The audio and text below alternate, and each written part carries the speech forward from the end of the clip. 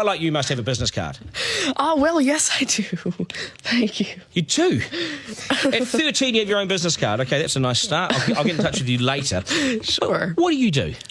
Well, mainly, I like to call myself a software and cognitive developer because I love developing with cognitive computing and artificial intelligence.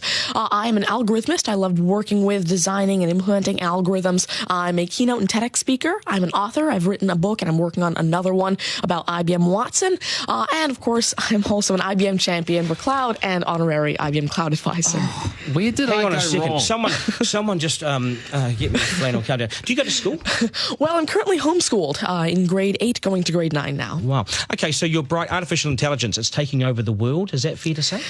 Well, you see, that's actually one thing that I believe a lot of people have, this sort of misconception that artificial intelligence is this technology that was made to replace humans at really everything we do, whether it be, our jobs or whatever we do at home every day. But really what I believe is that artificial intelligence was developed and is continuing to be developed for the sole purpose of really augmenting our life and amplifying our skills or capabilities and what we can do every day. But what about when the computers actually learn that they're better than us?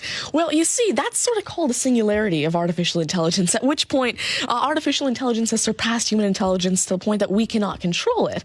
But really what I believe at this point, artificial intelligence, I won't go into the details right now since we're limited on time, but the thing is right now, artificial intelligence itself as a technology is so foolable and so primitive that either A, we won't reach that singularity point, or B, if we do, it's a very long ways off. Do you understand that, Mark? No, I couldn't. I wanted to take notes for the exam at the end of it. You lost him in the first sentence. Could I perhaps offer you a golf ball?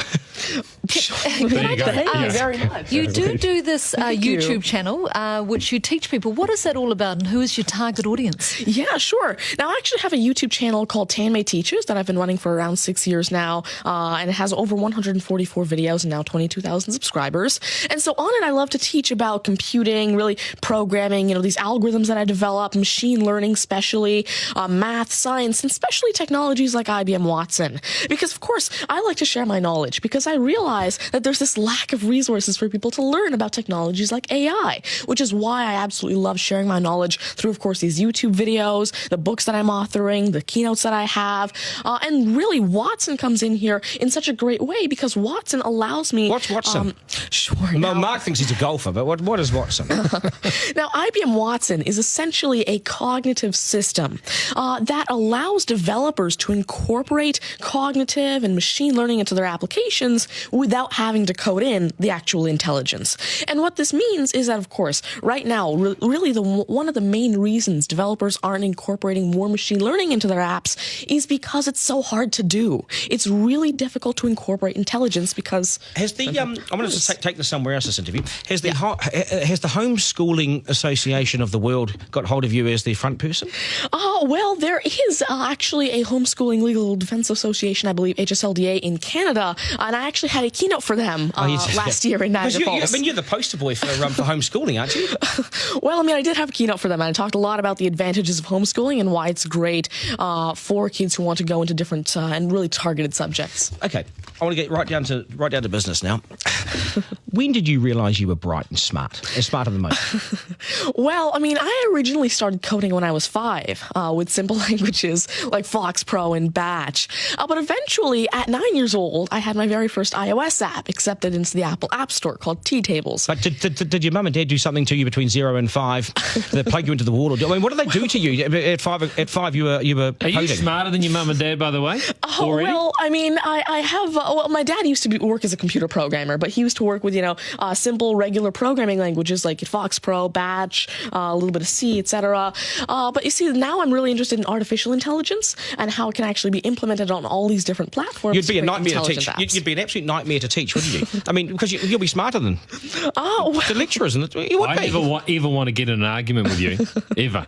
But I would like to see you on a quiz show because I think you would nail that. Well, you see, there is one thing that I've been working on, and it's essentially an app called Ask Tanmay, an NLQA system. And so essentially, it's a system that can take your natural language questions and answer them for you using Watson and artificial intelligence. And actually, the original reason why I made Ask Tanmay, there's an Indian version of the Who Wants to Be a Millionaire show called KBC, which I originally wanted Ask Tanmay to play. So that actually ties in quite a bit with what I wanted to do. It's nice to see you. Do you get because you're homeschooling? You wouldn't go to school dances and things like that, would you? School socials and things. Do you get well, I actually used to be regularly schooled until grade 6. Right. Then I became homeschooled, and so of course I still do have my This friends is still from a school. victory for public schools. Take that golf ball Yep. and bring it back to me when you've actually worked out a way in which it'll always go straight. Because I think you could do it. Technically, using a genetic algorithm or something. I knew there'd be an answer. Hey, it's brilliant to meet you. You're a complete inspiration. Thank you. And I hope my son was watching, a 7-year-old son. Message to Buster Garner, you got work to do, mate. Do your homework, and we got to sharpen things up. Nice to see you. Thank you very much. much. All the very best. Thank You're you. amazing. Thank you. You're amazing. Okay, news is next, and then we are joined by today's panel, which won't be as smart as this guy, but they'll still be good, and we will head back to the beach as well for a game of 9 and 10. So much pressure now on the contestant in 9 and 10 just to rip through it and get it right. It's coming up after 8.